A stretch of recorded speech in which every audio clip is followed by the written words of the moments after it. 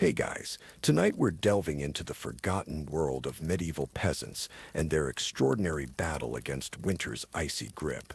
These unsung survivors faced freezing nights with nothing but their wits, wisdom, and community bonds to keep death at bay. From clever bedding arrangements to surprising heat preservation methods, their tale is one of remarkable innovation and human perseverance.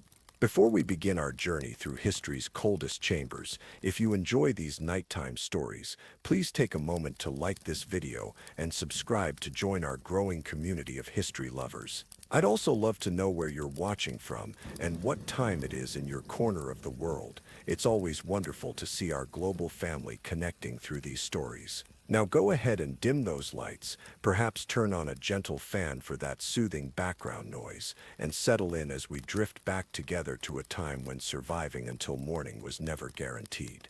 Imagine, if you will, waking up on a bitter January morning in the year 1302. The first thing you'd notice isn't the light streaming through your window.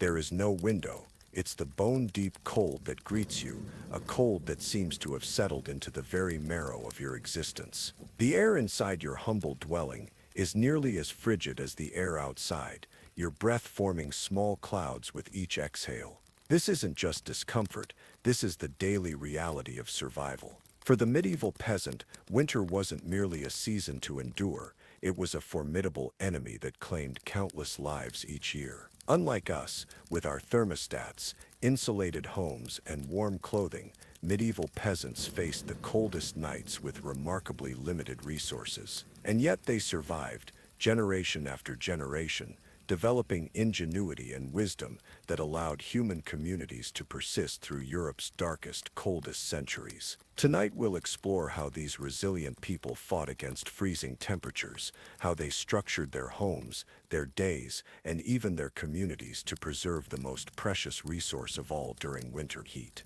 This isn't just a story of suffering, though there was plenty of that.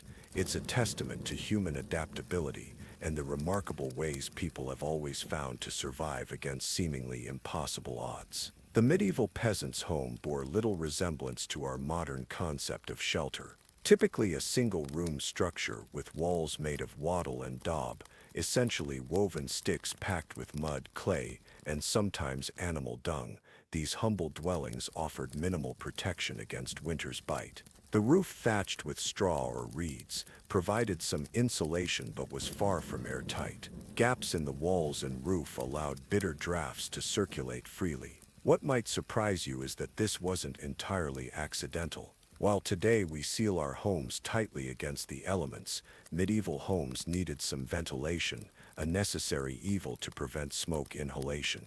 You see, at the center of most peasant homes sat the hearth, an open fire pit that served as the sole source of heat, light, and cooking capability. With no chimney, those wouldn't become common until the later Middle Ages. Smoke simply rose toward the roof and hopefully found its way out through a small hole or through the thatch itself. The hearth was the literal and figurative heart of the medieval home. Families organized their entire living space around this precious fire, which was rarely, if ever, allowed to go completely out. Keeping a fire burning continuously wasn't just about convenience, it was about survival. The effort required to start a new fire using flint and steel or friction methods was considerable, especially when fingers were numbed by cold and kindling might be damp. Fuel for the fire posed another significant challenge. Wood was the preferred heating material, but it wasn't always readily available. Contrary to popular belief, medieval peasants couldn't simply wander into the forest and collect fallen branches. Most forests were owned by lords or the crown, and forest laws strictly regulated who could take wood and how much. Poaching timber could result in severe punishment, including fines, imprisonment, or even mutilation. These weren't empty threats. Court records from the period are filled with cases of peasants caught breaking forest laws. So what did peasants burn when wood was scarce? Almost anything that would catch fire. Dried animal dung, particularly from cattle, straw, dried peat cut from bogs, gorse, bracken, and even seaweed in coastal areas. Many of these alternative fuels burned quickly and produced acrid smoke, but they were better than nothing.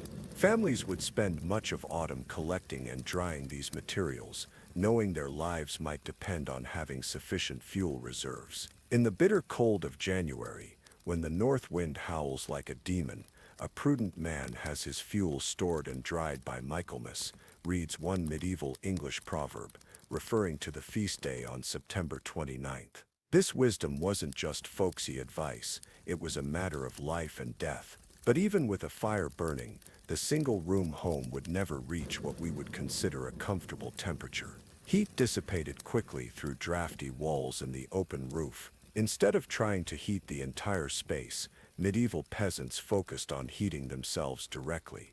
This is where we see some of their most ingenious adaptations. Rather than chase the impossible dream of a warm house, they created micro-environments of warmth. They understood, perhaps better than we do today, that preserving body heat was far more efficient than trying to heat the air around them. The medieval bed was nothing like our modern concept. For most peasants, it wasn't a piece of furniture at all, but rather a stuffed sack filled with whatever material was available. Straw, dried leaves, wool scraps for the more fortunate, even dried moss. These makeshift mattresses would be placed on the floor or on simple wooden platforms, usually as far from the door as possible, and as close to the hearth as safety allowed.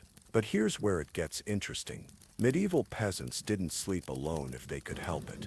The entire family, parents, children, and sometimes grandparents, would sleep together, not out of lack of space but for the essential body heat. Sometimes, even trusted animals were allowed to sleep near, or with the family. A dog or cat provided additional warmth, while chickens might be kept in baskets indoors. In especially cold regions, it wasn't uncommon for calves or other smaller livestock to be brought inside during the harshest weather.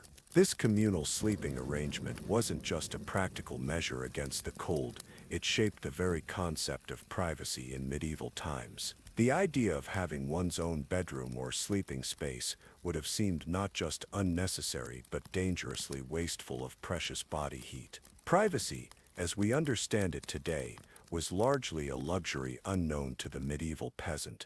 Bedding itself was another arena for creative insulation. Woolen blankets were prized possessions, carefully maintained and passed down through generations. But wool was expensive, so most peasants made do with what they had: layers of clothing, old sacks, even layers of dry rushes or straw. Some clever peasants crafted simple quilts filled with dried moss, feathers, or animal hair. Anything that would trap air and provide insulation. In the coldest regions of northern Europe, peasants developed an even more effective layering strategy. Archaeological evidence suggests that they would place a layer of insulating material like straw directly on the ground, cover it with animal hides if available, then add their sleeping sack, and finally cover themselves with all available clothing, blankets, and even dried rushes. The principle was the same as modern camping techniques: insulation both below and above the body. But even these measures might not be enough on the coldest nights. When temperatures plummeted to dangerous levels, survival often depended on more extreme measures. In some regions, peasants would heat stones or bricks in the evening fire, wrap them in rags, and place them in their bedding.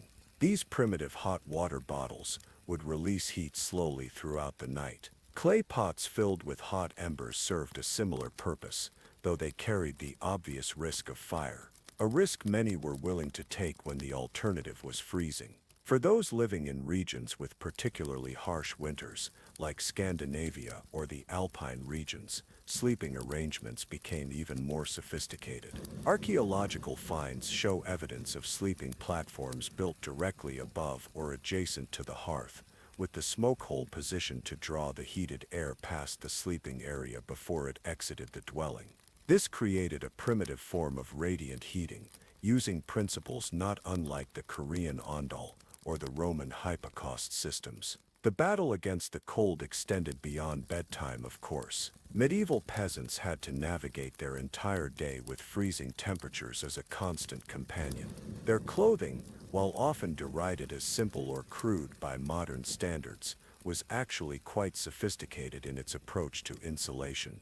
The key to medieval winter clothing wasn't having the thickest garments. Materials were too precious for that, but in layering.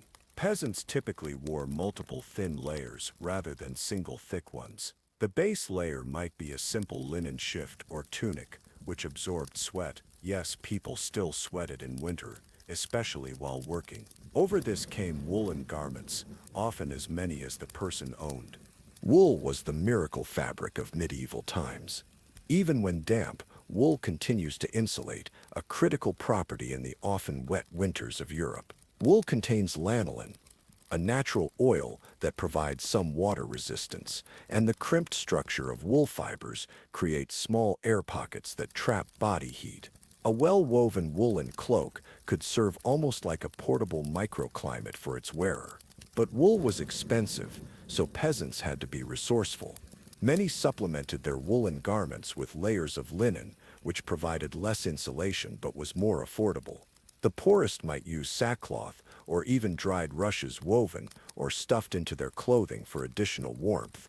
Headwear was considered essential, as medieval people understood that significant body heat escapes through the head. Simple hoods, often attached to cloaks or worn separately, covered not just the head, but also the neck and shoulders. These hoods could be pulled forward to protect the face when walking into wind or snow. Hands posed a particular challenge. Mittens were preferred over gloves for the coldest weather, as keeping the fingers together preserved more warmth. These were typically made from scraps of wool or leather and were often designed to be worn while performing necessary outdoor tasks. Footwear might be the area where medieval peasants were most vulnerable to the cold. Leather shoes offered little insulation, and while they might be stuffed with straw or moss for additional warmth, they provided minimal protection against snow and ice. The solution was to minimize time spent outdoors whenever possible, and to keep moving when outside was necessary. Many peasants also wrapped their feet in strips of wool or linen before putting on shoes, creating a primitive sock. The most vulnerable members of peasant communities, the very young and the elderly, rarely ventured outside during the harshest winter weather. The community understood that the youngest and oldest among them were most at risk from the cold, and daily tasks were arranged to allow them to remain in whatever relative warmth the home provided. Speaking of daily tasks, winter dramatically altered the rhythm of peasant life. The medieval workday followed the sun. People woke at dawn and retired at dusk, but winter's shortened daylight hours meant less time for outdoor work and more time confined indoors in the relative shelter of the home. This confinement shaped medieval winter culture in fascinating ways. Long evenings were spent in shared activities that required little light: storytelling, singing, simple handicrafts like whittling or repair work, and teaching children practical skills. Many of the folk tales and songs that have survived to the present day were preserved and elaborated during these winter evenings, passed from generation to generation in the flickering light of the hearth. But the strategy of huddling together extended beyond the family unit. Medieval villages understood that survival in winter was a communal endeavor. This brings us to one of the most effective but least discussed medieval responses to extreme cold: communal heating. In many regions, particularly those with harsh winters, villages established communal spaces that could be heated more efficiently than individual homes. The village church often served this purpose. With its stone walls and relatively tight construction, a church could retain heat better than peasant dwellings. On the coldest days, villagers would bring their work, their children, and sometimes even small livestock to the church, pooling their resources to maintain a single fire rather than many small, inefficient ones in individual homes. Some villages maintained dedicated communal buildings for winter use. These structures, sometimes called winter houses in Scandinavian regions, were built more substantially than individual dwellings, often partially dug into the earth for additional insulation. Archaeological evidence suggests that these buildings could maintain temperatures significantly higher than standard homes when properly heated and filled with people. The communal approach extended to food as well. Winter meals were often prepared collectively, with families taking turns providing fuel for a shared cooking fire. This practice conserved precious heating materials and created a rotation system that ensured even the poorest members of the community received at least some hot food during the coldest periods. What's particularly fascinating about these communal adaptations is how they shaped medieval social structures and cultural values. The harsh realities of winter reinforced the interdependence of community members. Those who attempted to survive completely independently without participating in these shared systems rarely fared well. Winter literally pushed people together, creating bonds of obligation and reciprocity that helped define medieval communal identity. The struggle against the cold also influenced religious practices. It's no coincidence that major festivals of light and fire occurred during the winter months in European traditions. The Christian Church absorbed and adapted many pre-Christian winter celebrations, recognizing their importance in maintaining morale during the darkest, coldest time of year. For the medieval peasant, these celebrations weren't just religious observances, they were psychological tools for enduring winter's hardships. Festival days provided rare occasions of abundance. Additional food, drink, and fuel might be allocated for celebration, giving people something to anticipate during the leanest months. The church calendar, with its regular feast days dispersed throughout winter, created rhythms of endurance punctuated by moments of relative comfort and joy. As we ease into the second hour of our journey through medieval winter survival, let's turn our attention to one of the most overlooked aspects of staying warm. For medieval peasants, diet wasn't just about sustenance, it was a crucial component of their winter survival strategy. The principle was simple but profound. Foods that took longer to digest provided a slow, steady release of energy, which the body converted partly into heat. Medieval people might not have understood the biochemistry involved, but they recognized that certain foods helped them feel warmer for longer periods. Winter diets favored dense, high-calorie options whenever possible. Porridges made from grains like barley, rye, or oats formed the foundation of winter nutrition. These were often cooked long and slow, breaking down the complex carbohydrates into forms that provided more immediate energy. Peasants would add whatever fats were available: animal tallow, saved bacon grease, or for the fortunate, butter, understanding instinctively that fats provided both calories and longer-lasting warmth. Bread, the staple of medieval diet throughout the year, became even more important in winter. Dense, dark breads made from rye or maslin, a mixture of grains, provided sustained energy. These breads were often baked less frequently in winter, but in larger batches, creating large, dense loaves that could be stored for days or even weeks. The process of digesting these heavy breads generated internal heat that helped maintain body temperature. Preserved meats, when available, were carefully rationed throughout winter. Smoking, salting, and drying were the primary preservation methods, each producing distinctly different flavors and properties. Smoked meats retained more fat, making them particularly valuable as winter fuel for the body. Most families would have slaughtered at least one pig before winter, transforming nearly every part of the animal into food that could last through the cold months. But meat was a luxury that many peasants saw infrequently, especially by midwinter. More commonly, they relied on legumes like peas and beans, dried during the previous summer and soaked before cooking. These provided crucial protein, and like grains, required significant digestive effort that generated internal warmth. Root vegetables, turnips, carrots, parsnips, and beets, stored well through winter and became dietary staples. These would be added to the ever-present pot of pottage, a thick soup or stew that might simmer for days, with new ingredients added as available. Nothing was wasted. Even vegetable peelings and tough outer leaves would find their way into the pot, contributing what nutrients they contained. Medieval winter drinking habits also reflected the need for warmth. Ale, consumed by all ages because it was safer than water, was often served warm in winter, sometimes with spices added if they were available. The alcohol content wasn't just for enjoyment, it caused blood vessels near the skin to dilate, creating a temporary sensation of warmth, though actually accelerating heat loss in the long term, something medieval peasants learned through experience. For those who couldn't afford spices, simple herbal infusions provided warming comfort. Mint, thyme, and other locally available herbs were dried during summer and steeped in hot water during winter months.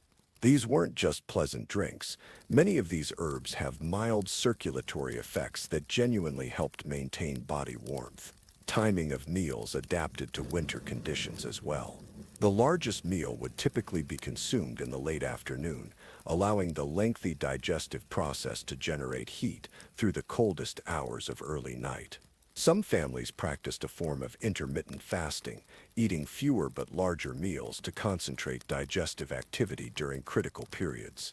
Even food storage reflected winter realities. Root cellars, cool but not freezing, preserved vegetables and fruits. In the coldest regions, nature provided refrigeration. Food could be stored in snow or ice to prevent spoilage. Some communities maintained ice houses where winter ice was packed in straw and stored for preservation purposes, sometimes lasting well into summer. The medieval approach to winter nutrition reveals a sophisticated, if intuitive, understanding of the body's needs in cold conditions. Modern nutritional science confirms many of their practices: the value of complex carbohydrates for sustained energy, the importance of fats for slow-burning caloric reserves, and the thermogenic effect of protein digestion. These weren't just food choices, they were survival strategies, refined over generations of winter hardship. But even with all these adaptations, the communal living, the layered clothing, the carefully planned diet, the cold still claimed victims. Winter mortality was significantly higher than during other seasons, particularly among the very young and the elderly. Medieval people were acutely aware of this reality, which shaped their cultural and spiritual relationship with winter. For those living through the darkest, coldest nights of winter, spiritual practices provided both psychological comfort and practical rhythm. Evening prayers weren't just religious obligations, they marked the transition to the most dangerous hours, when temperatures would plummet and the struggle to maintain warmth intensified. Many families would bank the hearth fire after evening prayers, carefully preserving coals beneath ashes to ensure they would have fire in the morning without having to start anew. As we pause briefly in our journey through medieval winter, consider this: the strategies these people developed weren't just about physical survival. They created systems of mutual support, cultural practices, and communal identities that helped them endure not just the cold of a single night, but the psychological challenge of winters that stretched for months. Their resilience wasn't just in their bodies, it was woven into the very fabric of their communities. In our next segment, we'll explore how medieval peasants managed the psychological burden of winter's darkness and cold, how they treated winter-related illnesses without modern medicine, and the fascinating spiritual beliefs that helped them make sense of winter's harshest moments. We'll also discover how these ancient survival strategies influenced architectural developments that eventually transformed European housing and heating technologies. So stay with me as we continue our journey through the freezing nights of medieval Europe, where ordinary people demonstrated extraordinary resilience in the face of winter's most brutal challenges. As we continue our journey through medieval winter, we need to recognize that surviving the cold wasn't just a physical challenge, it was a profound psychological one as well. Imagine living in a world where darkness fell by mid-afternoon and didn't lift until late morning, where the cold wasn't just uncomfortable but threatened your existence with every sunset, where the natural world seemed to die around you with no guarantee of springtime's return. For medieval peasants, winter's psychological burden was as real as its physical threats. Modern research has identified conditions like seasonal affective disorder that explain why shortened daylight hours affect mental well-being, but medieval people experienced these same physiological responses without understanding their cause. They simply knew that winter brought not just cold, but a heaviness of spirit, a weariness that settled into the bones alongside the chill. To combat winter's psychological toll, medieval communities developed remarkably effective cultural countermeasures. Storytelling took on heightened importance during the longest nights.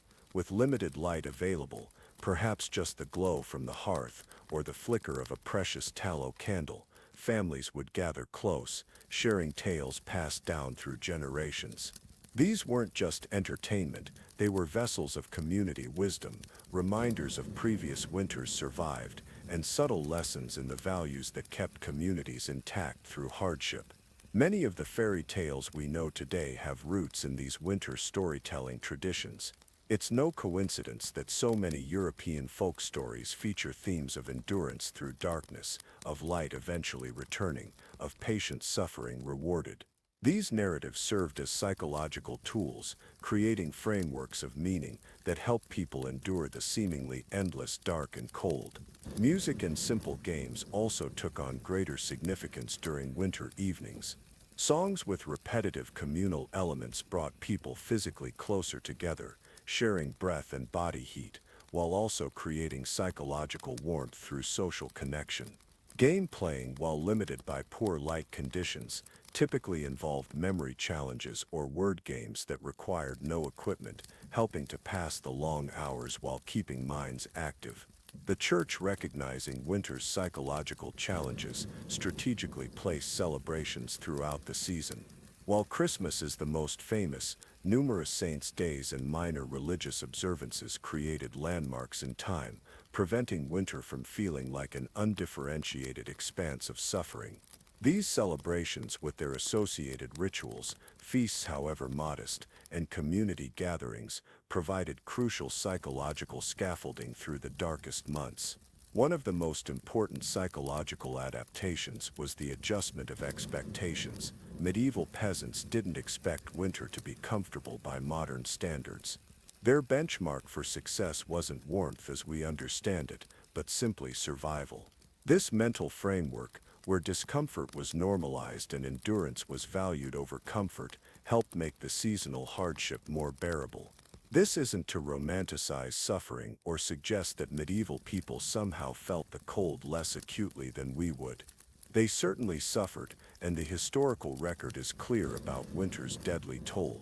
But their psychological preparation for winter's challenges, the cultural expectation that winter would be difficult but could be survived through community effort, represents a kind of resilience we've largely lost in our temperature-controlled modern lives.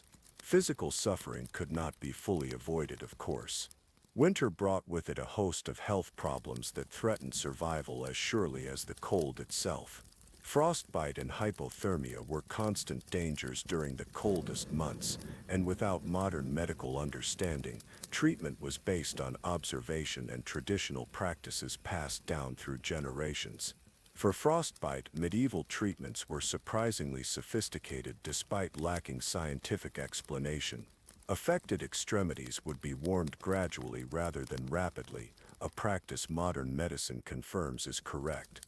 They would typically use body heat, or lukewarm water rather than direct heat from the fire, which could damage tissue further. Herbal remedies, particularly those containing natural salicylates relatives of modern aspirin, might be applied to restore circulation gradually.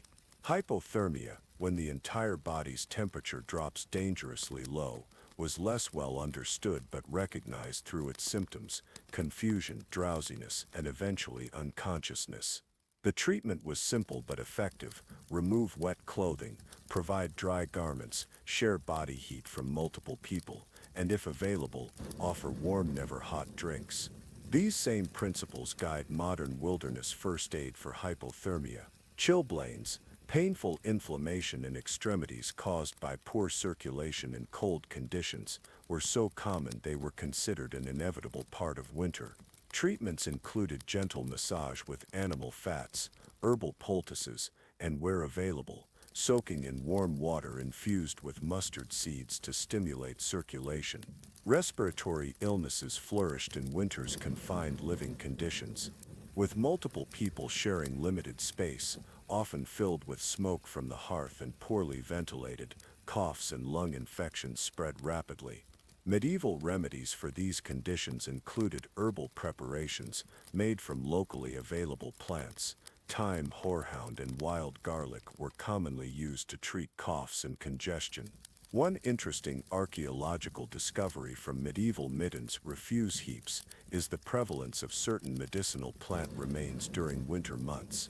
This suggests organized collection and storage of specific plants known to address winter ailments, evidence of deliberate planning for winter health challenges. The treatment of winter illnesses reveals another fascinating aspect of medieval survival, the sophisticated knowledge held by community healers, often women, who combined empirical observation with traditional practices. While lacking germ theory or modern physiology, these healers developed surprisingly effective approaches to winter-specific health problems. For example, certain berries high in vitamin C were preserved specifically for winter use, suggesting an intuitive understanding of their value in preventing what we now recognize as scurvy. Conifer needles, also rich in vitamin C, were sometimes steeped to make medicinal teas during the depths of winter. Modern analysis confirms these practices had genuine therapeutic value, despite being developed without scientific understanding of vitamins or nutrition. When treatments failed, winter's dark reality emerged. Mortality rates peaked during the coldest months, with the very young and very old most vulnerable. Medieval communities developed spiritual frameworks to make sense of winter deaths, viewing them as part of natural cycles rather than random tragedies. This doesn't mean deaths weren't mourned, they certainly were, but rather that communities had cultural tools to integrate these losses into a worldview that allowed them to continue functioning. Winter burials presented their own challenges. In regions where the ground froze solid, bodies might need to be stored until spring thaw allowed for proper burial. Archaeological evidence from some northern European sites shows special structures, charnel houses, used for this purpose. Contrary to modern assumptions about medieval sensibilities, these were maintained with respect and care, reflecting the community's commitment to proper treatment of the deceased, despite winter's limitations. Beyond the physical and health challenges of winter, medieval peasants faced practical problems we rarely consider today. One of the most significant was illumination. Winter's shortened daylight hours meant that many activities needed to be completed in near or total darkness. Artificial light was both expensive and dangerous.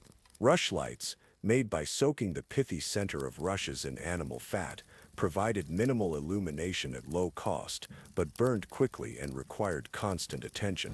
Tallow candles, made from rendered animal fat, gave better light but were precious resources typically saved for essential tasks. Beeswax candles, with their cleaner flame and pleasant scent, were luxury items far beyond peasant means, generally reserved for church use or the nobility.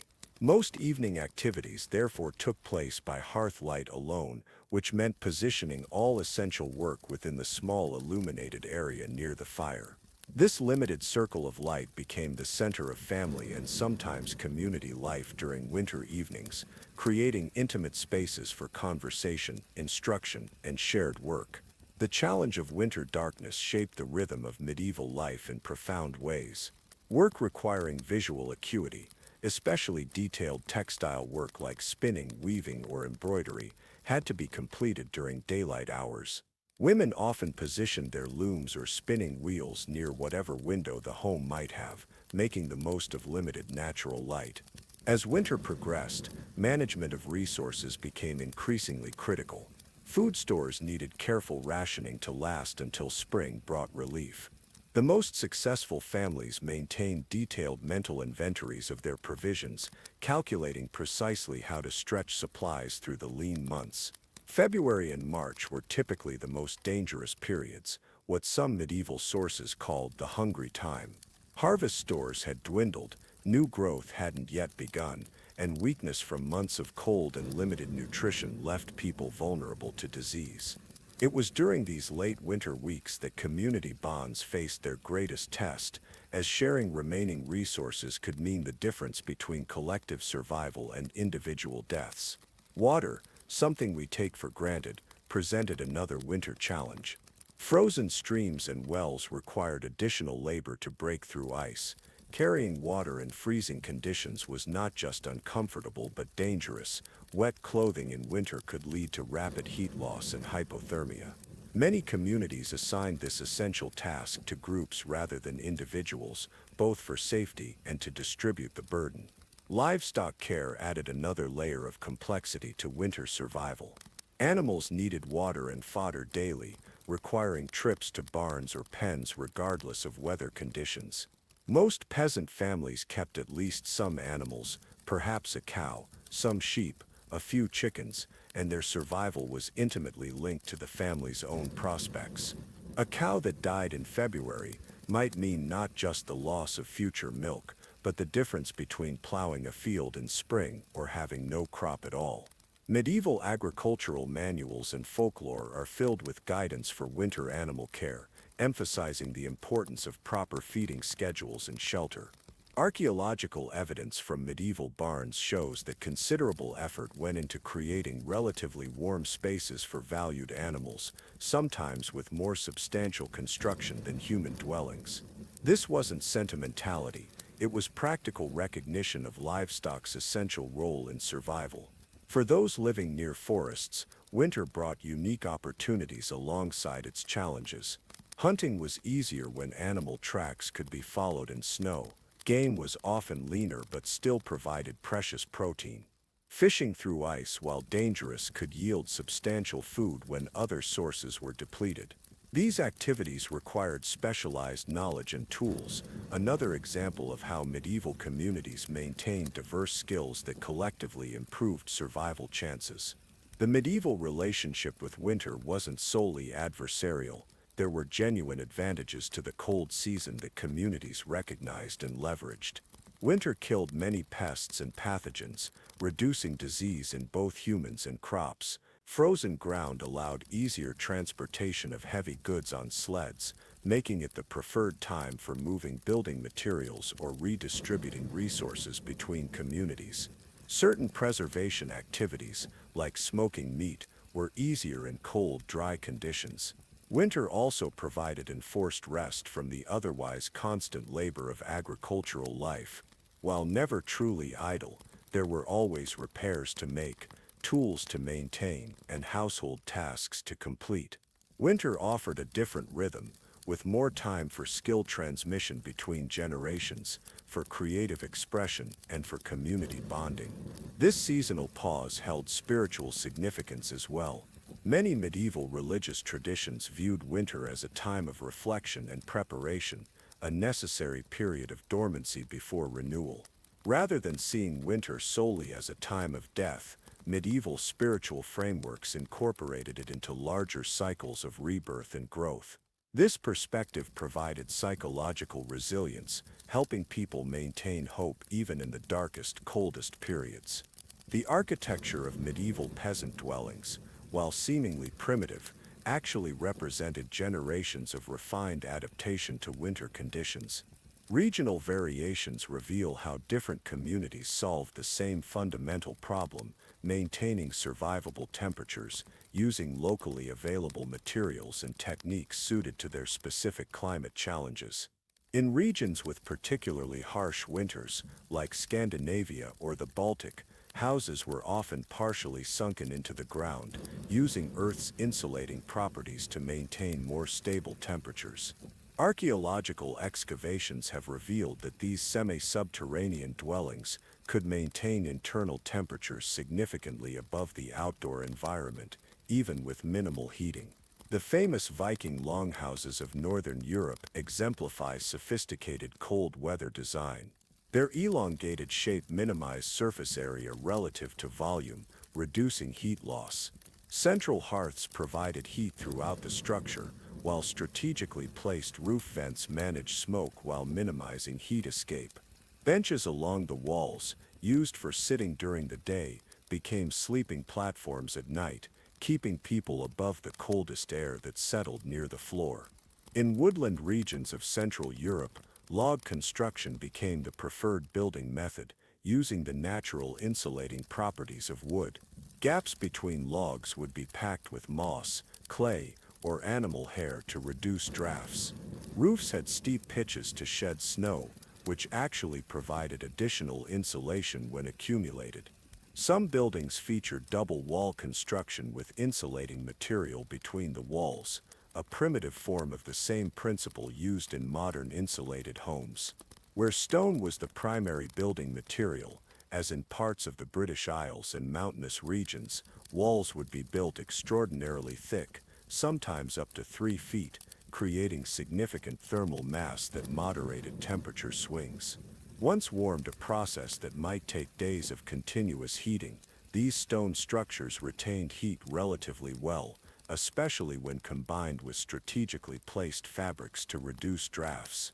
These architectural adaptations weren't static. They evolved over the medieval period as communities refined their approaches to winter survival. The introduction of the chimney, gradually spreading through Europe from the 13th century onward, revolutionized interior heating by improving draft and reducing smoke. This innovation allowed for more efficient fires and eventually led to the development of the first true stoves in the later medieval period. The smoke bay, an intermediate technology between the open hearth and the true chimney, appeared in many regions during the 14th and 15th centuries. This partial hood captured smoke and directed it toward a vent, while still allowing some heat to radiate throughout the dwelling. Archaeological evidence shows these spreading from more affluent homes to peasant dwellings over several generations, suggesting a recognition of their value in winter survival. Floor coverings evolved as another response to winter cold. Early medieval homes typically had packed earth or clay floors, cold but solid surfaces. Over time, the practice of covering floors with layers of rushes, straw, or dried herbs became common. These materials provided insulation from the cold ground and could be regularly replaced when soiled or compressed. By the later medieval period, more prosperous peasants might have wooden plank floors in at least part of their dwelling, providing better insulation from ground cold. Window technology reflects another aspect of the balance between light and heat. Early medieval homes had few, if any, windows, usually just small openings that might be covered with oiled parchment, thin animal horn, or wooden shutters. Glass was prohibitively expensive for peasant homes until near the end of the medieval period. The trade-off between natural light and heat retention was usually resolved in favor of warmth, with most activities requiring good light performed outdoors or near the doorway during daylight hours. The entire concept of room specialization, having different spaces for different activities, was largely a luxury beyond peasant means. Most lived in single-room dwellings where all activities from cooking to sleeping occurred in the same space. This limitation actually served winter survival well, as it concentrated both human activity and heating resources in one area rather than trying to warm multiple rooms. By the late medieval period, however, some more prosperous peasant homes began to show internal divisions, partial walls or screens, creating separate areas for sleeping or food preparation. This architectural evolution reflected both increasing prosperity and refined approaches to heat management, with sleeping areas often positioned to benefit from hearth heat while being protected from direct drafts. The medieval approach to winter heating gradually moved from the purely practical toward increasingly sophisticated understandings of heat transfer and retention. While early solutions focused simply on maintaining fire and reducing the most obvious drafts, later medieval communities developed nuanced practices that maximized heating efficiency with minimal resources. One fascinating development was the curtain bed, an innovation that spread from elite households to more prosperous peasants by the 14th and 15th centuries. These were not decorative fixtures but highly practical heat conservation tools. Wooden frames supported heavy fabric curtains that could be closed around the sleeping area, creating a microclimate within the already confined space of the home. Within this curtained environment, body heat from multiple sleepers created a relatively warm space requiring no additional fuel. Archaeological evidence from late medieval sites shows increasing use of ceramic tiles around hearth areas. These served a dual purpose, reducing fire danger and acting as thermal mass that would absorb heat during active fires and release it slowly afterward. Some particularly innovative communities developed early forms of heat-storing furnishings, stone or brick platforms near the hearth that would be warmed throughout the day and retain heat into the night. The technology of the hearth itself evolved considerably across the medieval period. Early medieval fireplaces were simple floor hearths, essentially controlled fire pits in the middle of the dwelling. By the late medieval period, many peasant homes featured raised hearths with stone or brick surrounds, sometimes incorporating crude but effective heat-reflective backs that directed more warmth into the room, rather than allowing it to dissipate upward. These technological and architectural adaptations demonstrate a sophisticated empirical approach to problem solving. Without scientific terminology or formal experimentation, medieval communities nonetheless developed increasingly effective responses to winter's challenges through careful observation and generational refinement of techniques. As we approach the halfway point in our exploration of medieval winter survival, it's worth considering how these historical experiences might inform our understanding of human resilience and community interdependence. The medieval peasant facing winter's darkest nights possessed few material advantages, but leveraged tremendous social and cultural resources to ensure survival. Their experience reminds us that human adaptation to environmental challenges has never been solely about technology. The social structures, cultural practices, and shared knowledge that medieval communities maintained were as crucial to winter survival as any physical tool or technique. When resources were most scarce, it was the strength of community bonds that often made the difference between life and death. As we continue our journey, we'll explore the fascinating seasonal rituals that helped medieval communities mark winter's progression, the underappreciated role of women in developing and maintaining crucial winter survival knowledge, and the surprising ways that winter's challenges influenced everything from medieval legal systems to the development of the calendar as we know it today. The winter survival strategies of medieval peasants didn't exist in isolation from broader social and political realities. The feudal system, the complex web of obligations between peasants and their lords, influenced every aspect of winter life, sometimes providing crucial support and other times adding additional burdens to an already challenging season. In theory, the medieval manor operated as an interdependent community where lords provided protection and peasants provided labor. During winter, this relationship faced its greatest test. Good lords recognized that ensuring peasant survival through winter wasn't just moral but practical.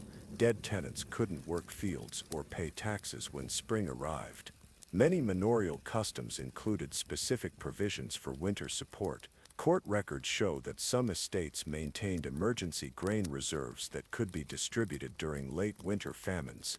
Others had formal systems for redistributing firewood or peat-cutting rights. These weren't acts of charity but structured obligations within the feudal contract. Peasants had often worked throughout the year partially in exchange for this winter safety net. However, historical records also reveal countless instances where this system failed. Unscrupulous lords might hoard resources or demand winter labor that further depleted peasants' energy reserves. During periods of broader scarcity, even well-intentioned nobles might lack sufficient resources to support their dependents. Monasteries often played a crucial role in winter survival networks. Beyond their spiritual functions, many served as regional centers for food redistribution during scarcity. Monastic records from across Europe document regular winter food distributions, particularly in February and March when peasant stores were most depleted. While framed in Christian charity, these distributions also reflected practical reality. Monasteries depended on peasant prosperity for their own survival, and therefore had vested interest in preventing starvation. Winter also transformed how communities managed justice and conflict. Many minor disputes were essentially suspended during the harshest months, when survival required full community cooperation. Court records from various European regions show sharp declines in certain types of legal proceedings during winter months, with non-urgent matters typically delayed until spring thaw. Medieval winter wasn't experienced uniformly across Europe, of course. Geographic variations created dramatically different challenges depending on region. Peasants in Mediterranean areas experienced milder temperatures but still faced significant seasonal adjustments. Northern European communities endured more extreme cold but had developed more sophisticated adaptations for it. Mountain communities faced particular winter challenges. In the Alps, Pyrenees, and other highland regions, villages might be entirely cut off by snow for weeks or months. These communities developed remarkable self-sufficiency, stockpiling resources and creating social systems designed specifically for winter isolation. Some alpine communities maintained dedicated winter buildings, large communal structures where multiple families would live together during the coldest months, sharing resources and reducing total fuel requirements. Coastal regions had their own winter survival strategies. Seaweed harvested and dried during summer became valuable fuel and fertilizer. Fish and shellfish, preserved through salting or smoking, provided crucial protein when agricultural production paused. In some coastal areas, winter storms actually brought valuable resources in the form of driftwood and occasionally even stranded marine mammals that could be harvested for food and fuel. Urban peasants, often overlooked in discussions of medieval life, developed distinct winter adaptations. While city dwellers generally had less direct access to natural resources like firewood, they benefited from the collective warmth of densely packed buildings and more robust distribution networks. Archaeological evidence from medieval urban sites shows sophisticated adaptation of Roman hypocaust technology, underfloor heating in some public buildings that served as winter warming centers for the poorest residents. The experience of winter varied not just by geography but by gender. Women in medieval communities bore specific winter responsibilities that shaped their knowledge and skills. They were typically responsible for food preservation and rationing, deciding precisely how stored foods would be allocated throughout winter to ensure survival. This wasn't simply dividing food equally. It required sophisticated understanding of nutritional needs across different ages and activity levels. Women also maintained specific technical knowledge related to winter textiles. Spinning, weaving, and garment construction were primarily female activities in most medieval communities, and women developed highly specialized understanding of which fibers and weaving patterns provided maximum warmth with minimal material. Archaeological textile fragments show increasingly sophisticated weaving techniques developed throughout the medieval period, many specifically adapted to improve insulation properties. Herbal knowledge represented another crucial female-dominated domain. Women typically gathered, processed, and administered medicinal plants, including those specifically used for winter ailments. This knowledge wasn't recorded in formal texts, but transmitted orally across generations, creating a parallel medical tradition that operated alongside, and sometimes in tension with more formal male-dominated medical practices. Children experienced medieval winter through a combination of restriction and specific responsibilities. The youngest would often be kept indoors during the harshest weather, their movements limited to conserve both their energy and household heat. Yet from around age 7, children took on dedicated winter tasks, maintaining the fire, caring for indoor animals, or processing materials for textile production. This early participation in winter survival strategies served educational purposes beyond the immediate value of their labor. Through these activities, children absorbed crucial knowledge about resource management, weather patterns, and community interdependence. By the time they reached adolescence, most peasant children possessed comprehensive understanding of local winter survival techniques, knowledge as essential to their future as any other skill. For the elderly, winter presented particular challenges. Reduced mobility and age-related difficulty in maintaining body temperature made them especially vulnerable to cold. Yet medieval communities didn't simply view elderly members as burdens. Their accumulated experience, Particularly their memories of past winters and successful survival strategies represented valuable community resources. Many winter traditions explicitly incorporated roles for elders, positioning them near the hearth where they could stay warm while sharing knowledge through stories and direct instruction. Their detailed mental almanacs of weather patterns, wild food sources, and craft techniques helped younger generations navigate winter's challenges. This integration of elders into winter survival strategies provided practical benefits while maintaining their social value despite physical limitations. Medieval winter survival ultimately depended on a community's ability to anticipate and prepare. The annual cycle of preparation began not in autumn but immediately after the previous winter ended. Spring activities like wood gathering, tool repair, and structural maintenance were all oriented toward the next winter's needs. Summer brought intensive food production and preservation with winter stores constantly in mind. By harvest time, most communities conducted informal but detailed inventories of their collective resources. These weren't written records but shared knowledge among household heads about who had reserves of what resources. This transparency facilitated the redistribution and sharing that would become essential if winter stretched longer than anticipated. The medieval calendar reflected this constant orientation toward winter preparation. Saints' days and religious festivals served as scheduling markers for specific winter readiness activities. By Michaelmas September 29th, the hearth should be ready, advises one medieval English proverb. After All Saints November 1st, no more gathering from the forest, warns another, recognizing that energy spent on collection after this date might exceed the value of materials gathered. This temporal organization reveals the sophistication of medieval planning, despite the absence of written schedules or formal scientific understanding. Communities maintained detailed knowledge of how much time specific preparations required and when they needed to be completed. Even more impressively, they adjusted these timelines based on observed environmental signals. An early frost or unusual bird migration patterns might trigger accelerated winter preparations. Religious beliefs provided both practical guidance and psychological support for winter survival. Many winter-focused religious observances had direct connections to survival practices. Advent, the 4-week period preceding Christmas, originated partly as a formalized time of resource conservation, a religious framework that sanctified the necessary rationing of winter supplies. Candlemas February 2nd marked the midpoint of winter in many European traditions.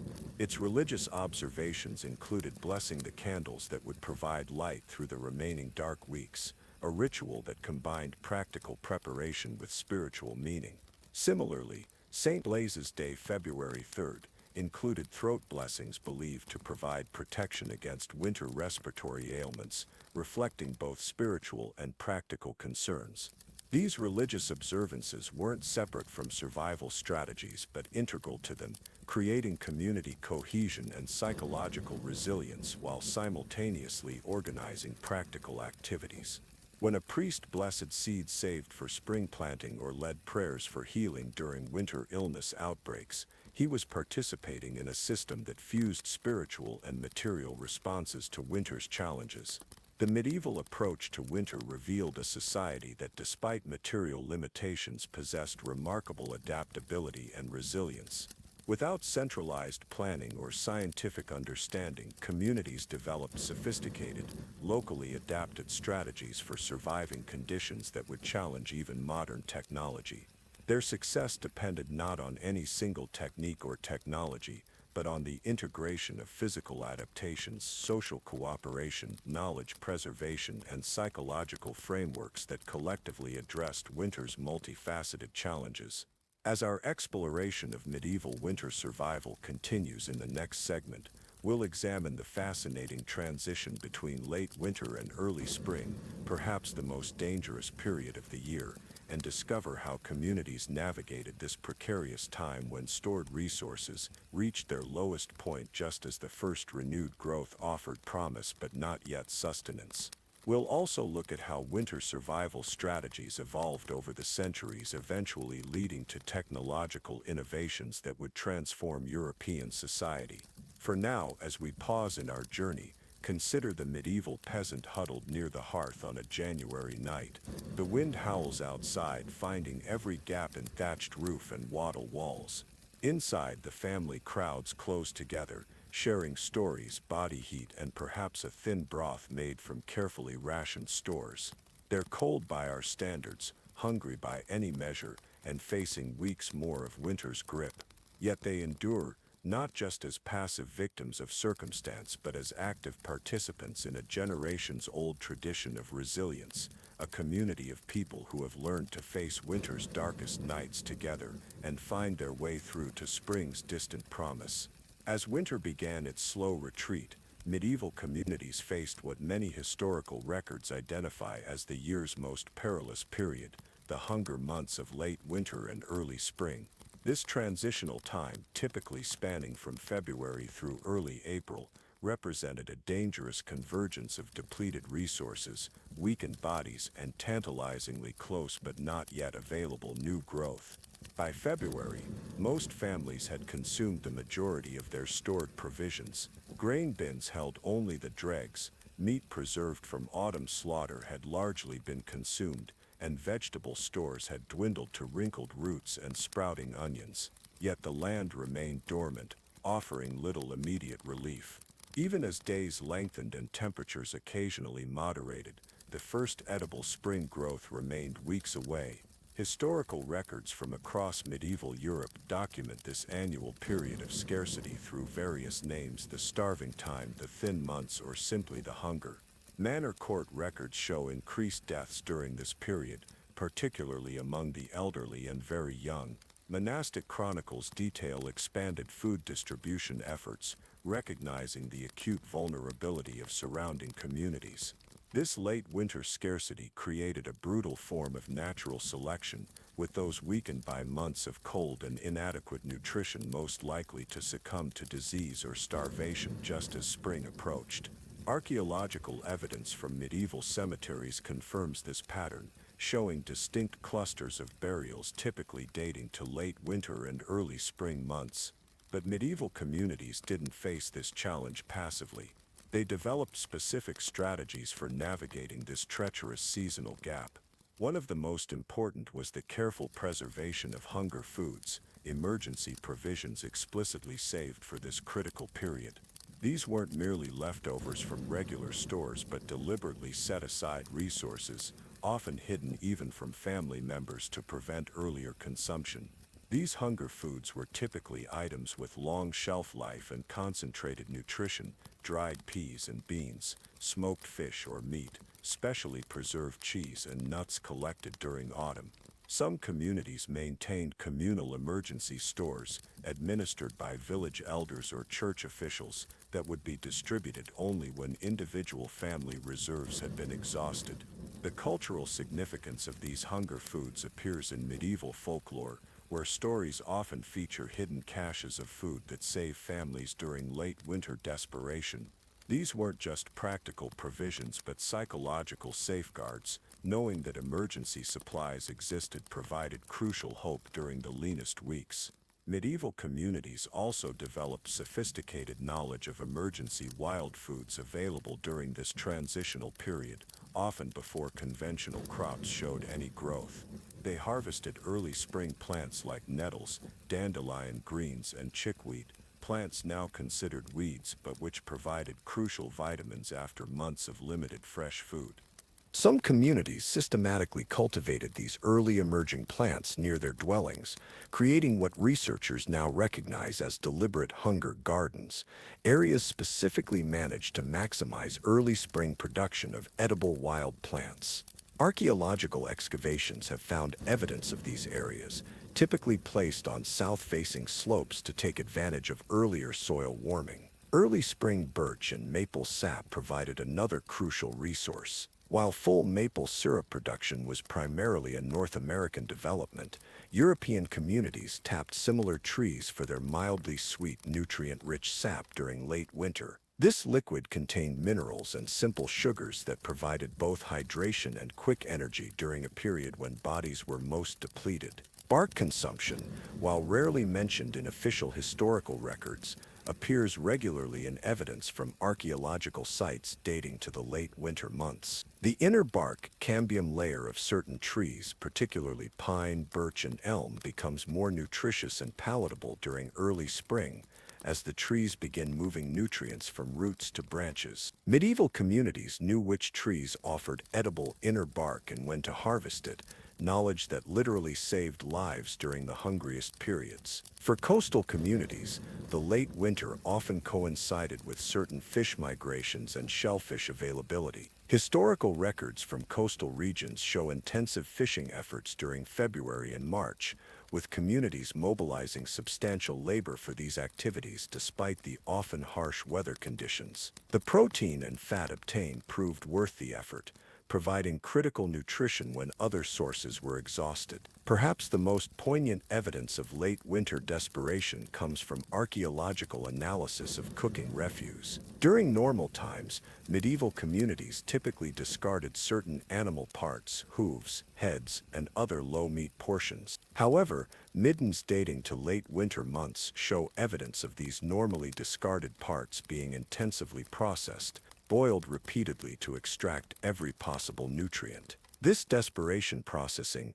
represents a community literally scraping the bottom of their resource barrel. But survival wasn't simply about finding enough calories. Medieval communities recognized, primarily through observation and experience, that certain nutrients became critically important after months of limited diet. Many late winter practices focused specifically on addressing deficiencies we now understand as vitamin shortages. The consumption of sprouted grains, for instance, appears to increase dramatically in late winter according to seed remains found at archaeological sites. While medieval people lacked the concept of vitamins, they recognized that allowing the last of their grain stores to sprout before consumption somehow helped prevent the weakness and bleeding gums we now identify as scurvy. Modern nutrition science confirms this observation. Sprouting significantly increases vitamin C content in grains. Pine needle tea, another common late winter preparation, provided similar benefits. Rich in vitamin C,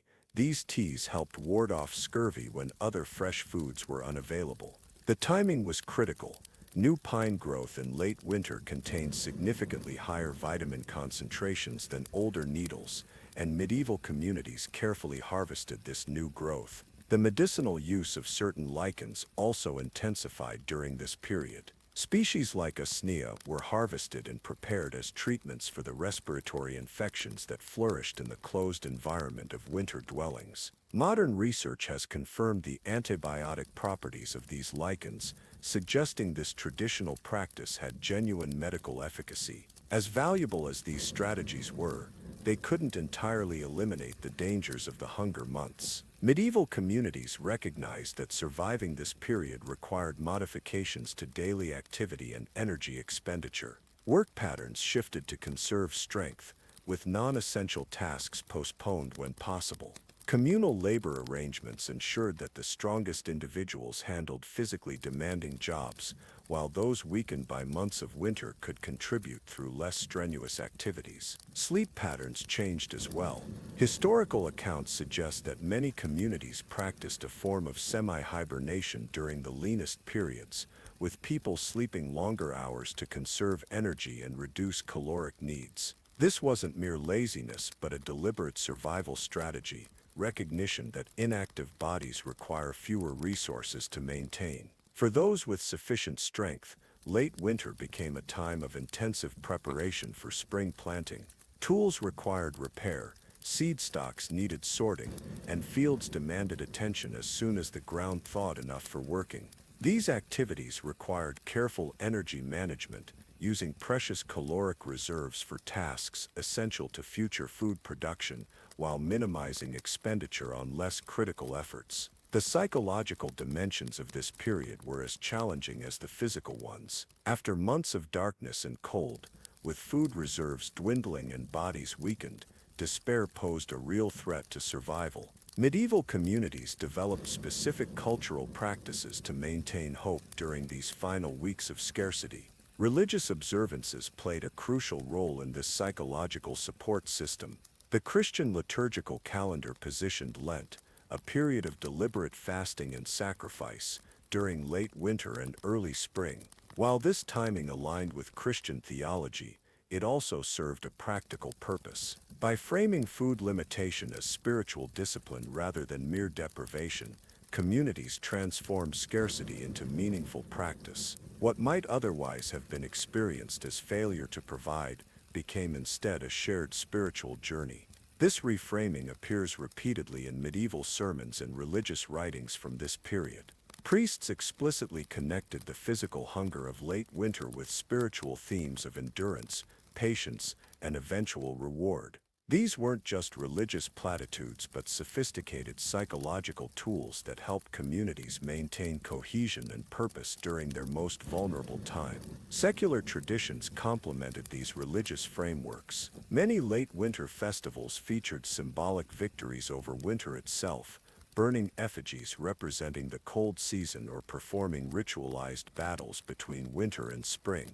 These traditions, many with pre-Christian origins, provided emotional catharsis and reinforced the essential belief that spring would indeed return. Storytelling during these hungry weeks often focused specifically on themes of endurance rewarded and patience vindicated. Many familiar European fairy tales feature protagonists who suffer through periods of extreme deprivation before achieving transformation or reward. These weren't just entertainment but encoded survival wisdom, reminding listeners that the current hardship was temporary and that those who maintained discipline and hope would eventually see better days. Music served a similar function, with specific songs reserved for the late winter period. Analysis of traditional European folk music has identified distinct hunger month songs characterized by themes of perseverance, mutual support, and anticipated renewal.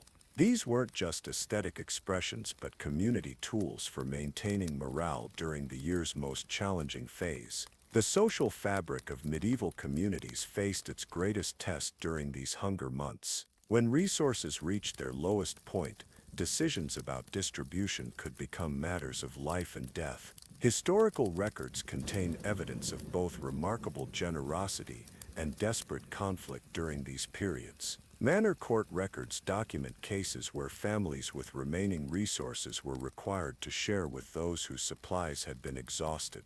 These weren't voluntary charitable acts but enforced community obligations, reflecting the understanding that collective survival took precedence over individual property rights during true scarcity. Conversely, court records also show increased theft during late winter months, particularly of food and fuel.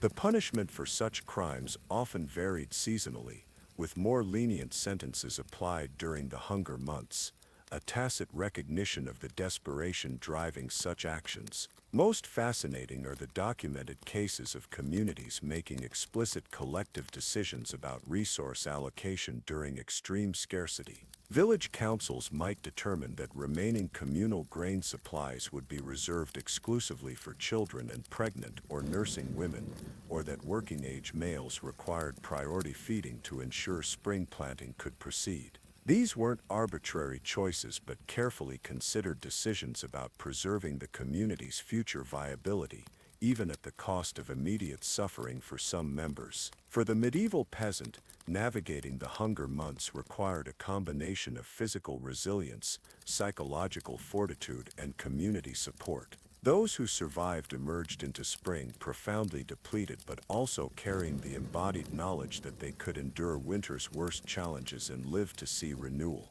As winter finally released its grip on the medieval landscape, communities faced the delicate transition to spring with a mixture of exhaustion and hope. This pivotal seasonal shift, from survival mode to renewal, represented more than just changing weather.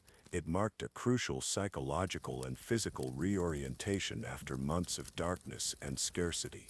The arrival of spring wasn't a single dramatic moment but rather a series of subtle signals that medieval peasants observed with acute attention. The first signs might be almost imperceptible to modern eyes: slight changes in birdsong, the swelling of certain tree buds, or shifts in wind patterns. These weren't just casual observations but critical information that communities used to time their transition from winter conservation to spring activity.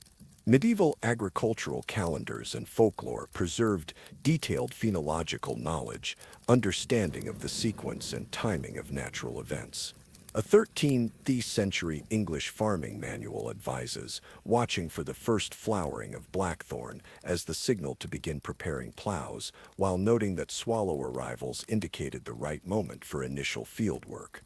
These weren't arbitrary associations, but carefully observed correlations refined over generations. The timing of this transition varied dramatically by region. Mediterranean communities might begin spring activities in early February, while those in Scandinavia or mountain regions might remain in winter mode until April or even May. This regional variation produced distinct cultural practices, with communities developing locally specific indicators and traditions marking winter's end. For those who had survived the hunger months, the first true spring day brought a profound emotional release. Historical accounts describe celebrations when the first plow broke winter-hardened ground or when bread made from the previous year's final grain reserves was shared to mark winter's end. These weren't merely calendrical observances but genuine expressions of relief. The community had survived another winter.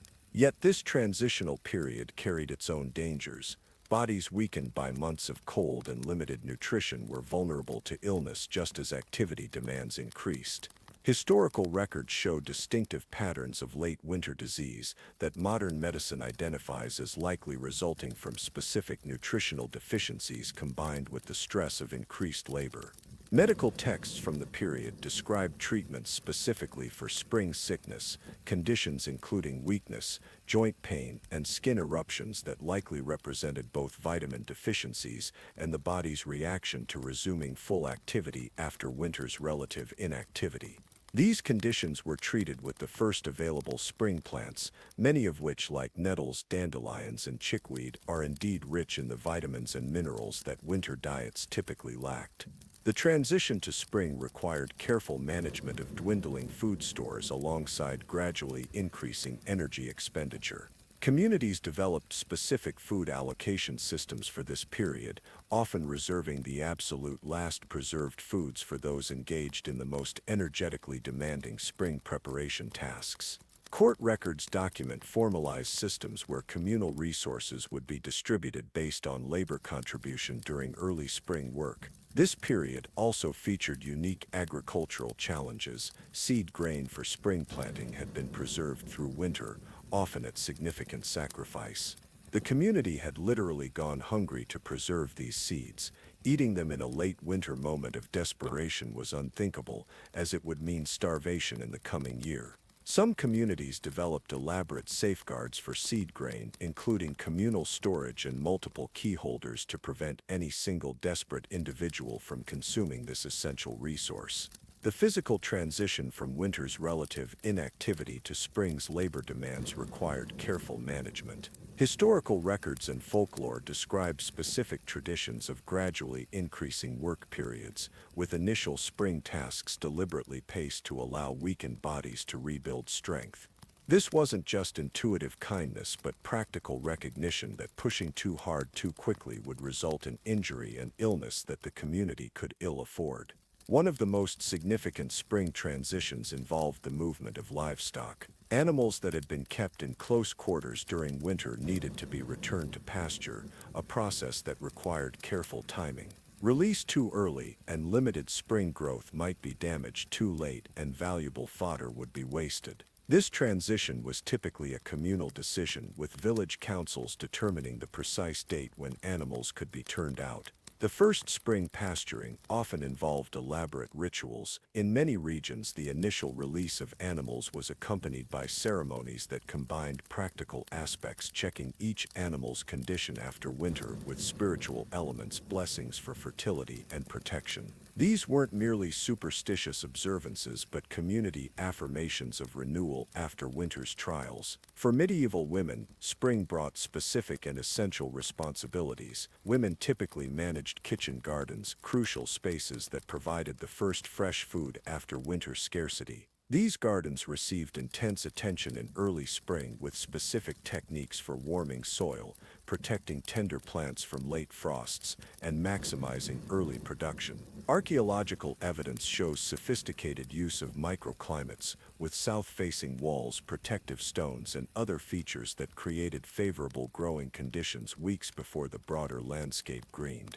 Women also maintained specialized knowledge about which wild plants emerged earliest and how to prepare them safely. Many early spring plants require specific preparation to remove bitter compounds or mild toxins, knowledge typically preserved and transmitted through female lineages. Ethnographic studies of traditional European communities have documented elaborate processing techniques for plants like bracken fern fiddleheads, which require precise preparation to be safely edible but provided crucial early spring nutrition. Children played specific roles in this seasonal transition as well. Historical accounts describe children being sent to gather the first edible spring plants, their keen eyes and smaller bodies making them ideal for spotting and collecting tender new growth. This wasn't merely delegated labor but also practical education, as each generation learned to identify crucial early spring resources under the guidance of their elders. The medieval approach to spring's arrival reveals a sophisticated understanding of both natural cycles and human physiological needs. Communities didn't simply endure winter and then immediately resume full activity. They navigated the transition with carefully calibrated practices that balanced urgent agricultural needs with the limitations of bodies depleted by winter's rigors. Religious frameworks provided structure for this transition period. The Christian liturgical calendar positioned Easter with its themes of resurrection and renewal during the seasonal shift. While this alignment served theological purposes, it also provided powerful psychological framing for communities emerging from winter's hardships. The period of Lent preceding Easter, with its emphasis on sacrifice followed by celebration, mirrored the lived experience of scarcity giving way to renewal. Many pre-Christian traditions associated with spring were incorporated into these religious observances. Rituals involving eggs, flowers, and new growth became integrated into Christian practice while maintaining their fundamental connection to seasonal transition. This syncretic approach allowed communities to maintain ancient practical wisdom about seasonal rhythms within new religious frameworks. The emotional dimensions of this transition shouldn't be underestimated. Modern research on seasonal affective disorder has confirmed what medieval people understood intuitively, that increasing daylight triggers significant psychological changes. Historical accounts describe the quickening of spirits as days lengthened and temperatures moderated. Spring festivals across Europe featured themes of emotional release after winter's constraints, often including elements of role reversal, permitted disorder, and heightened social interaction. For communities that had lost members during winter, spring brought the practical necessity of reconfiguring social and labor relationships. Medieval village records document formal redistributions of responsibilities following winter deaths, with particular attention to ensuring that essential skills remained available within the community. A village that lost its blacksmith or miller during winter needed to quickly reorganize, perhaps sending someone to learn the crucial trade in a neighboring community, or recruiting a replacement from elsewhere. These adaptations reveal the resilience of medieval social structures. Rather than rigid arrangements, communities maintained flexibility that allowed them to absorb the inevitable losses of winter and reconfigure for survival. This adaptability, the capacity to acknowledge loss while moving forward with necessary adjustments, was essential to long-term community viability through centuries of harsh winters. The transition from winter to spring also required physical reconfiguration of living spaces. Homes that had been sealed against cold needed ventilation. Indoor areas where animals had been kept required cleaning. Winter bedding had to be aired and freshened. These weren't merely housekeeping preferences but practical health measures, removing accumulated waste and reducing disease vectors as temperatures rose. Archaeological evidence shows that many communities conducted systematic spring cleaning of communal areas as well. Village pathways would be cleared of winter debris, drainage systems reopened, and communal buildings repaired from winter damage. These activities weren't just practical maintenance but social reaffirmations, collective work that helped transition the community from the inward-focused survival mode of winter to the more expansive, outward-oriented patterns of the growing season. The material culture of this seasonal transition included specific tools and objects designed for spring tasks, specialized implements for early soil working, tools sized for children engaged in spring gathering, and vessels specifically for collecting sap or early greens appear consistently in archaeological records. These weren't all-purpose tools but precise instruments designed for the unique requirements of early spring work when soil conditions, plant characteristics, and human energy limitations created specific technical challenges.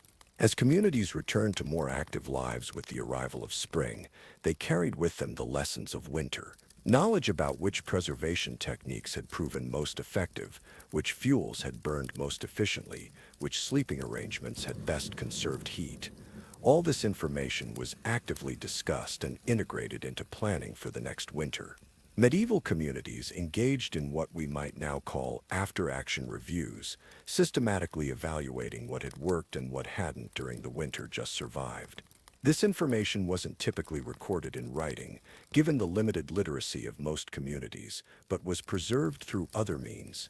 Proverbial sayings, mnemonic rhymes, and seasonal songs encoded practical wisdom about winter survival strategies. Ceremonies marking specific preparation activities incorporated references to successful techniques. Apprenticeship and direct instruction transmitted specialized knowledge between generations. The sophisticated practices medieval communities developed for winter survival and spring transition represent one of history's most impressive examples of collective adaptation to environmental challenges. Without centralized planning or scientific understanding of nutrition, thermodynamics, or psychology, these communities developed integrated systems that addressed the complex physical, social, and emotional dimensions of seasonal survival. This collective wisdom wasn't static but evolved continuously, responding to changing conditions including climate fluctuations, technological innovations, and shifting social structures. The medieval period witnessed significant climate variation, including the medieval warm period approximately 950–1250 CE, and the beginning of the Little Ice Age from roughly 1300 CE. Communities adapted their winter survival strategies to these changing conditions, modifying agricultural schedules, building practices, and preservation techniques. Technological innovation spread gradually through trade networks and cultural exchange, with improvements in home heating, food preservation, and textile production slowly transforming winter experiences. The vertical loom, which became increasingly common during the medieval period, allowed production of larger, more effective wool textiles for winter clothing. Improved ceramic technology produced more effective storage vessels for preserved foods. Advances in metallurgy created better tools for winter-specific tasks like ice breaking and snow clearing. Social and political changes also influenced winter survival practices. The growth of manorial systems created new obligations but also potential safety nets. The increasing influence of the church introduced new seasonal rhythms built around the liturgical calendar. Urban development created distinct winter challenges for town dwellers, who often traded direct access to resources for the benefits of collective infrastructure and market systems. Throughout these changes, the fundamental reality remained. Winter was a formidable challenge that required communities to prepare extensively, conserve resources carefully, and support one another through the darkest, coldest months. The medieval approach to winter wasn't merely about technical solutions but about creating integrated systems of material preparation, social cooperation, and cultural meaning-making that collectively improved survival chances. As we explore the medieval experience of winter, we gain not just historical insight but potentially valuable perspective on human adaptation to environmental challenges. The medieval peasant facing winter with limited technology but strong community bonds offers a compelling counterpoint to our modern condition, technologically advanced but often socially atomized. This brings us to one of the most fascinating aspects of medieval winter survival, the sophisticated community governance systems that emerged to manage scarce resources during the coldest months. Unlike modern society with its formal legal structures, medieval communities relied on more flexible but equally binding systems of custom, reciprocity, and collective decision-making to ensure survival through winter. Many villages developed specific winter governance practices that differed from their year-round arrangements. Historical records document winter councils or similar bodies that made crucial decisions about resource allocation, work requirements, and community priorities during the coldest months. These weren't separate from regular village governance but represented a seasonal shift in focus and sometimes in leadership, with different skills valued during winter management than during growing season activities. Winter-specific customs regulated numerous activities that gained heightened importance during the cold months. Fuel collection and allocation often operated under distinct winter rules, with specific guidelines about who could gather what materials and how they should be distributed. Manor court records document cases where individuals were sanctioned for violating these winter fuel customs, evidence of how seriously communities took these specialized seasonal arrangements. Food sharing during winter operated according to intricate social contracts. Ethnographic studies of traditional European communities have identified complex systems of obligation and reciprocity that ensured vulnerable members received support while maintaining expectations of contribution according to ability. These weren't simple charity but sophisticated arrangements that balanced immediate needs with long-term community cohesion. The medieval guild system, while primarily urban, developed specific winter provisions for members and their families. Guild records document winter support funds, fuel allocations, and special arrangements for widows and orphans of deceased members during the coldest months. These institutionalized support systems recognized winter's particular challenges and created formal mechanisms to address them within the community's existing social structure. Even criminal justice operated differently during winter. Court records show distinct seasonal patterns in how various offenses were handled, with certain types of cases commonly delayed until spring, while others, particularly those involving resource theft or similar winter-specific concerns, received expedited attention. Some communities formalized these differences with specific winter law provisions that applied only during the coldest months, acknowledging the unique pressures and priorities of winter survival. These governance adaptations demonstrate medieval communities' sophisticated understanding of how seasonal challenges required specialized social arrangements. Rather than applying single solutions year-round, they developed flexible, responsive systems that could adapt to changing conditions while maintaining core values of reciprocity and collective welfare. The medieval experience of winter also influenced broader cultural developments in European society. Literary traditions, artistic conventions, and philosophical concepts all bear the imprint of winter's central place in the medieval imagination. From the allegorical significance of winter in medieval poetry to the prominent place of winter scenes in illuminated manuscripts, the season's challenges and meanings permeated cultural expression. Winter imagery served multiple purposes in medieval art and literature. It provided powerful metaphors for spiritual states, with winter's darkness and cold representing spiritual challenges and the soul's longing for divine warmth.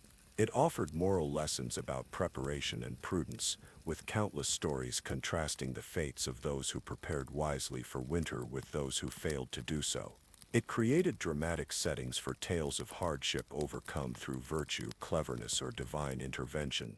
The psychological impact of winter's annual cycle helped shape medieval conceptions of time itself. Unlike modern linear time, medieval temporality was deeply cyclical, organized around the rhythmic alternation of seasons and their corresponding activities and challenges. Winter wasn't simply a period to endure but an integral part of this cycle, a time of rest, reflection, and interior focus that complemented the outward energy of summer. This cyclical understanding influenced religious thought as well. Theological writings frequently used winter imagery to explore spiritual concepts of suffering, patience, and eventual renewal. Winter's place in the natural cycle provided a tangible metaphor for spiritual processes of trial and transformation. The promise of spring's return after winter's trials offered a natural parallel to religious promises of redemption and resurrection. As medieval communities gathered around hearth fires on the coldest nights, sharing warmth stories and carefully rationed food, they weren't simply enduring winter's hardships, they were participating in social practices that had evolved over centuries to address not just physical survival but psychological, social, and spiritual needs. Their approach to winter represented not primitive suffering but sophisticated adaptation to environmental challenges through collective action and shared meaning-making. The gradual transition from medieval to early modern periods brought significant changes to winter survival strategies. Architectural innovations like better chimney design, improved glass production for windows, and more efficient stove technologies slowly transformed the experience of winter, particularly for more affluent households. Agricultural developments, including new crop varieties and improved storage techniques, reduced the risk of winter food shortages. Textile innovations created warmer, more water-resistant clothing options. Yet many fundamental aspects of medieval winter wisdom persisted well into the early modern period and beyond. The social practices of resource sharing, the cultural traditions that provided psychological support, and the practical skills of food preservation and cold weather survival remained essential, especially in rural communities. Many of these practices continued until relatively recently in more remote European regions, preserved through direct transmission across generations. The medieval experience of winter offers valuable perspective on human adaptation to environmental challenges. Without fossil fuels, industrial technology, or scientific understanding of thermodynamics and nutrition, medieval communities developed sophisticated, locally adapted systems for surviving winter's threats. Their success depended not on technological solutions, but on social cooperation, knowledge preservation, and cultural frameworks that gave meaning to seasonal hardships. As our exploration of medieval winter survival draws toward conclusion, we return to the peasant household where our journey began. The family huddles near the hearth as February snow falls outside their humble dwelling. Their food stores have dwindled, the cold has settled deep in their bones, and spring seems a distant promise. Yet they have survived thus far through practices refined over generations, careful resource management, intimate knowledge of their environment, strong community bonds, and cultural traditions that provide both practical guidance and psychological resilience. They aren't simply victims of winter's harshness, but active participants in a sophisticated system of seasonal adaptation. Their apparent poverty in material terms is offset by rich social connections and detailed environmental knowledge. Their limited technology is complemented by flexible social arrangements that maximize collective welfare. Their lack of scientific understanding is balanced by generations of careful observation and practical innovation. The medieval approach to winter reveals a fundamental truth about human adaptation. Our success has always depended not just on what we have, but on how we organize ourselves. The medieval peasant, with limited material resources but strong community bonds, often navigated winter more successfully than the isolated noble in a drafty castle, despite the latter's greater wealth. This pattern suggests that purely technological solutions to environmental challenges without corresponding social adaptations may prove insufficient. As we face our own environmental challenges, including climate disruptions that may bring more extreme or unpredictable winters to many regions, the medieval experience offers valuable lessons. Their emphasis on local adaptation, community resilience, and integrated approaches addressing both physical needs and social cohesion provides a useful counterpoint to purely technological responses. The medieval peasant preparing for winter didn't have central heating, Gore-Tex, or weather forecasting, but they did have community wisdom, social support systems, and cultural frameworks that gave meaning to seasonal hardships. Their success in surviving countless winters without our technological advantages testifies to the power of these social and cultural adaptations. For those medieval communities, winter was never conquered. It remained an annual challenge requiring careful preparation and collective effort. Yet they developed remarkably effective systems for navigating its threats, systems that balanced material needs with social cohesion and psychological well-being. Their approach reminds us that addressing environmental challenges successfully requires not just technical solutions, but holistic responses that strengthen community bonds and create shared meaning from collective challenges. As we conclude our journey through medieval winter, we might wonder what those long-ago peasants would make of our modern approach to the coldest season. They would likely marvel at our technical capacity to create warmth and light in the darkest months, our ability to transport fresh food across continents regardless of local growing seasons, our detailed understanding of nutrition and cold weather health concerns. Yet they might also question aspects of our winter experience, our tendency towards social isolation despite our connectivity tools, our diminished connection to seasonal rhythms despite our environmental awareness, our expectation of constant comfort despite the environmental costs of maintaining it. Their winter wisdom, developed through centuries of direct engagement with seasonal challenges, might offer valuable perspective on what we've gained and what we've lost in our technological transformation of the winter experience. The medieval peasant, huddled near the hearth on a February night, might seem distant from our modern lives, separated by technology, scientific understanding, and material comfort. Yet their fundamental challenge remains recognizable: how to maintain physical well-being, social bonds, and hope itself through the darkest, coldest time of year. Their sophisticated response to this challenge, developed through generations of careful observation and collective adaptation, represents one of humanity's most impressive achievements in environmental adaptation. As we complete our exploration of how medieval peasants survived the freezing nights of winter, we recognize that their experience wasn't merely a primitive precursor to our modern comfort, but a sophisticated system of adaptation with its own internal logic and effectiveness. Their winter wisdom, preserved in fragments through archaeology, historical records, and cultural traditions, offers not just historical insight, but potentially valuable perspective on human resilience in the face of environmental challenges. For the medieval peasant, winter was never an individual challenge but a collective one, a time when community bonds were tested and strengthened through shared hardship and mutual support. Their survival through countless winters without modern technology testifies not to superhuman endurance, but to the remarkable effectiveness of their social and cultural adaptations to winter's challenges. As we drift towards sleep tonight, warm and secure in our modern dwellings, we might spare a thought for those medieval ancestors who faced winter's darkest nights with far fewer material resources, but equally human hopes, fears, and determinations to see the return of spring. Their story isn't one of primitive suffering, but of remarkable resilience and ingenuity, a testament to humanity's capacity for adaptation through collective wisdom and shared purpose. The hearth fire burns low, the medieval family sleeps huddled together for warmth, and outside the snow continues to fall. But in their dreams perhaps are images of spring's return, green shoots pushing through melting snow, lengthening days, and the renewal of life after winter's long challenge. Their confidence in this eventual renewal, sustained through the darkest nights by community bonds and cultural traditions, represents winter wisdom as valuable as any technological solution to the cold. And as we drift into sleep ourselves, we carry forward threads of connection to those long-ago winters in our seasonal celebrations, our comfort foods, our stories of winter hardship overcome.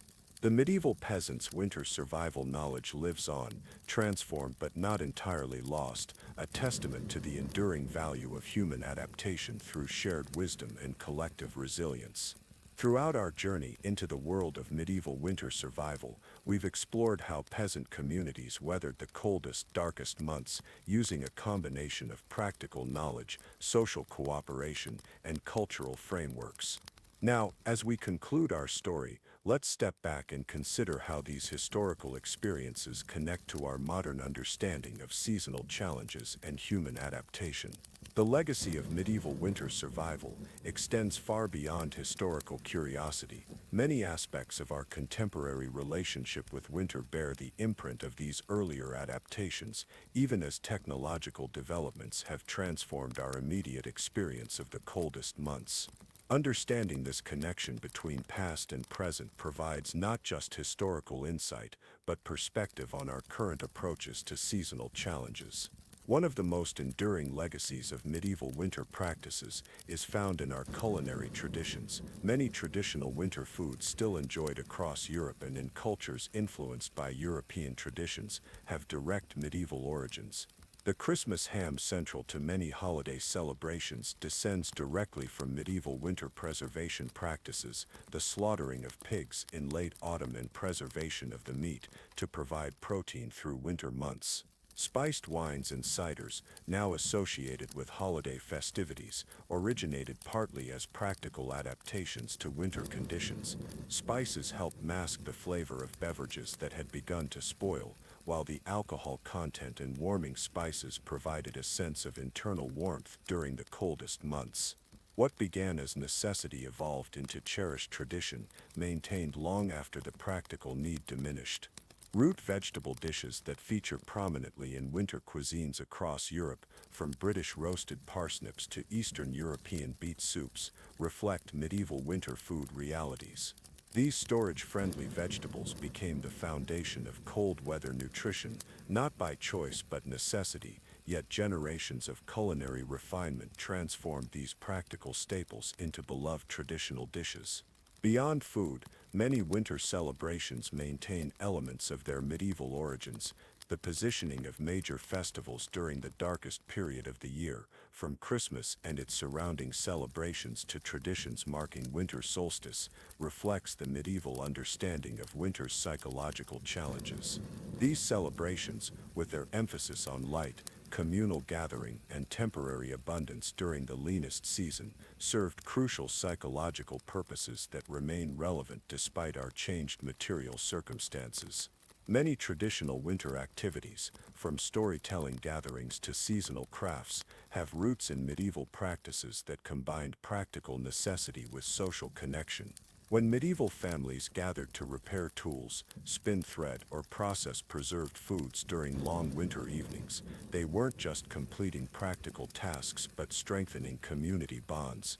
The psychological benefits of these shared activities remain valuable, even as their practical necessity has diminished. Architectural elements in many traditional European-derived homes still reflect medieval winter adaptations. The central importance of the hearth or fireplace, the orientation of main living spaces to maximize southern exposure, the arrangement of sleeping areas to conserve heat, all these patterns have medieval origins and continued relevance, even in homes with modern heating systems.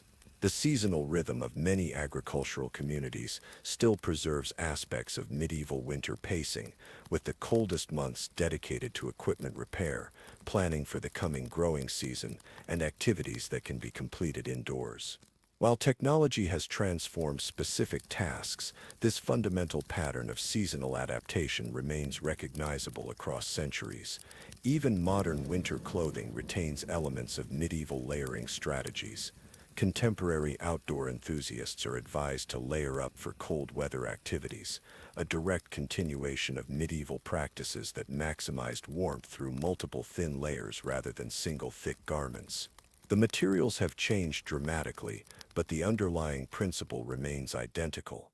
These continuities in winter practices across centuries speak to the effectiveness of medieval adaptations. Developed through generations of observation and refinement, medieval winter survival strategies addressed fundamental challenges that technology may transform but cannot eliminate: the physical realities of cold and darkness, the psychological impact of shortened days, and the social challenges of a season that traditionally limited community interaction. The medieval approach to winter also offers valuable perspective on environmental adaptation more broadly. As climate change creates new seasonal challenges in many regions, the medieval emphasis on local knowledge, community cooperation, and flexible response to environmental conditions may prove increasingly relevant. Medieval communities exhibited remarkable resilience in the face of climatic fluctuations. The period between 1000 and 1500 CE included both warming trends and cooling phases, requiring adaptations to changing winter conditions. This flexibility was possible precisely because medieval survival strategies weren't rigid systems but adaptable frameworks that combined practical techniques with social arrangements capable of evolving as conditions required. The localized nature of medieval adaptation is particularly instructive. Rather than standardized solutions applied across diverse environments, medieval communities developed specific practices suited to their particular climate, resources, and social structures. This regionalized approach created resilience through diversity. If one community's strategies proved insufficient in a particularly challenging winter, neighboring communities with different adaptations might fare better, allowing for mutual support and knowledge exchange. This networked resilience, communities with different but complementary adaptation strategies connected through trade, kinship, and cultural exchange, offers a potential model for addressing modern environmental challenges that affect different regions in distinct ways. Rather than seeking universal solutions, the medieval example suggests the value of diverse, locally appropriate adaptations connected through systems that facilitate resource sharing and knowledge exchange. The medieval integration of practical techniques, social arrangements, and cultural frameworks is equally instructive. Contemporary approaches to environmental challenges often emphasize technological solutions without adequate attention to the social systems and cultural narratives necessary for their successful implementation. The medieval experience reminds us that effective adaptation requires alignment between practical methods, social organization, and shared understanding of meaning and purpose. Perhaps most importantly, the medieval approach to winter highlights the central importance of community in environmental adaptation. While individual preparation and knowledge were certainly valuable, survival through the coldest months ultimately depended on collective effort and mutual support. This community emphasis stands in striking contrast to many modern approaches that focus primarily on individual or household-level adaptation. The sophisticated social arrangements medieval communities developed for winter resource management, from fuel-sharing systems to communal food stores, enabled more effective collective response than isolated individual efforts could achieve. These arrangements weren't simply pragmatic but were embedded in cultural frameworks of mutual obligation and shared identity that motivated cooperation even under extreme stress. Modern research on disaster resilience has increasingly recognized the critical importance of social cohesion and community networks in effective response to environmental challenges. The medieval experience of winter survival provides historical confirmation of this insight, demonstrating how communities with strong internal bonds and clear systems of mutual support navigated seasonal hardships more successfully than those with comparable material resources but weaker social structures. This isn't to romanticize medieval communities, which certainly included inequality, conflict, and exclusion alongside cooperation and support. Historical records contain ample evidence of winter hardships disproportionately affecting marginalized community members and of resource conflicts intensifying during periods of scarcity. Yet the general pattern remains clear. Communities that maintained stronger cooperative systems navigated winter challenges more successfully than those with more fragmented social structures. As we face our own seasonal challenges, potentially including more extreme or unpredictable winters in many regions due to climate disruption, the medieval experience offers valuable reminders about the importance of building resilience through community bonds and shared purpose, not merely through technological solutions or individual preparation. For the medieval peasant, winter was never fully conquered. It remained an annual challenge requiring communal effort, careful preparation, and shared sacrifice. Yet communities developed remarkably effective systems for navigating its difficulties, transforming what might have been merely a season of suffering into a period with its own rhythms, meanings, and even moments of beauty and joy. Their winter wisdom arose not from abstract theory but from generations of practical experience preserved through direct transmission and embedded in cultural practices that might appear as mere traditions to outside observers but in fact contained crucial survival knowledge. The seemingly simple practice of gathering around the hearth for evening storytelling, for instance, simultaneously conserved fuel, shared body heat, transmitted practical knowledge between generations, and provided psychological support through the darkest nights, an elegant solution addressing multiple dimensions of winter's challenges. As we return to our opening scene, the medieval family huddled near the fire on a January night, sharing warmth, stories, and carefully rationed food. We can now recognize the sophisticated adaptation strategies embedded in this seemingly simple arrangement. Their placement near the hearth maximized heating efficiency. Their shared sleeping space conserved precious body heat. Their evening activities combined practical tasks with psychological support.